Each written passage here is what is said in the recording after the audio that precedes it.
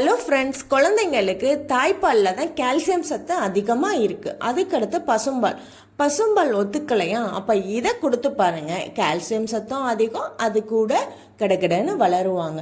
இந்த ரெசிபி செய்கிறதுக்கு 1 table spoon அளவுக்கு கோதுமையை எடுத்துக்கோங்க. அது கூட 6-7 பாதாம் பருப்பையும் எடுத்து ஓவர் நைட் ஊற வச்சுட்டு அடுத்த நாள் காலையில் பாதாமோட தோலை உரிச்சிட்டு ரெண்டையும் நல்லா அலசி அரைச்சி பேஸ்ட் எடுத்திங்கன்னா நமக்கு தேவையான கோதுமை பால் ரெடி ஆகிடும்.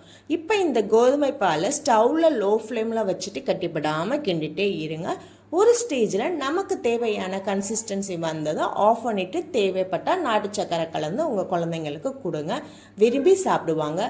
கோதுமையில் கால்சியமும் கார்போஹைட்ரேட்டும் அதிக அளவு இருக்கிறதுனால குழந்தைங்க ஆரோக்கியமாக வெயிட் போடுறதுக்கு ஹெல்ப் பண்ணும்.